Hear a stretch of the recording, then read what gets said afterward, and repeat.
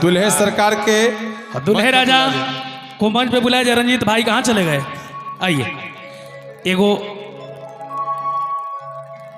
एगो नया गाना आइल बा। कौन कौन गाना? कि दिल लेके दिल तो जवानी में, जवानी में मजा आई लोभ के कहानी में। कहानी में एगो रंगबाज लड़का बा, लड़किया के देखलस त कहलस कैसे कि कर बुझे छल छल तो मचाए महल चल, वाह हम तोहे बदनाम कर दे कि तहरा लए सोना, वाह वाह, अरे जियो हो। हम छपरा में जाम कर दे। वाह। एकरा पहले वो गीत हमारा रहे काफी वायरल कि सब यार बदल गईले समाल के चक्कर में। वाह वाह विशाल। लेकिन आई ओकरा पहले लइकबा कहता चलो कि कर बुझे छल तो मचाए महल चल, हम तोहे बदनाम कर दे। अरे कि तोहरा लए पूजा पूजा हम ते तारपुर में प्रोग्राम कर दे ओ कि तहरा लए सोना, हम छपरा में जाम कर दे।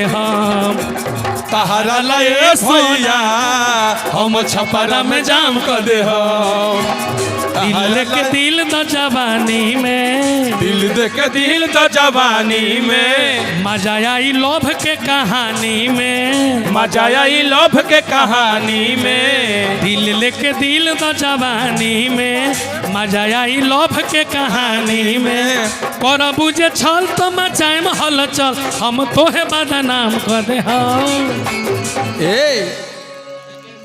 कभी कभी इनहू ध्यान देते रहबू तो अच्छा रही। चलिए, डॉक्टर सजल कुमार जी के तरफ से हजारों हजार रुपए का पुरस्कार। बेटा कैमरा उधर लगा है, नहीं उधर वो कहाँ गए गुड्डू भैया? वो दो लगवा दी क्या कैमरा? खाली तार बैग के फोटो। हिमेश भैया, रवि भैया, गुड्डू भैया, आप लोग मंच पे चला। और आज के हीरो दुल्हा आप मंच पे आ जाएं प्लीज। दुल्हा के व्हाट्सएप नंबर पर फोन कर दो। चलो कि तहरा लए सोना, हम छपरा में जाम कर दे। तहरा लए सोना हम छपरा में जाम कर दे। तहरा लए सोना, हम छपरा में जाम कर दे। तहरा लए सोना हम छपरा में जाम कर दे। तोरा दिया उठता रे माई, कमरिया टूटता रे माई।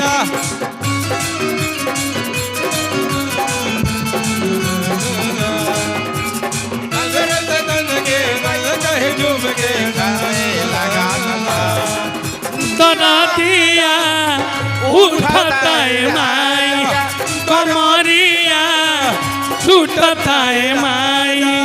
तहरा लए सोना, हम छपरा में जाम कर दे। तहरा लए सोना हम पटना में जाम कर दे। लइका कहलस मिथिलेश भैया कि देख ले जान बदमाशी का होला, एक नंबर लफुआ के राशि का होला। वाह वाह, कि प्यार कर तानी तू प्यार कर,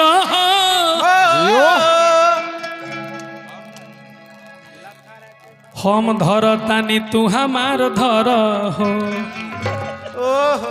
हाथ धरे के बा, हाथ धरे, ये तो ज्यादा ही हाथ धरे के बा। आओ कीर्तनिया भाव में कि देख ले भुजान बदमाशी का होला, एक नंबर लफुआ के राशि का होला। देख ले भुजान बदमाशी का होला, एक नंबर लफुआ के राशि का होला।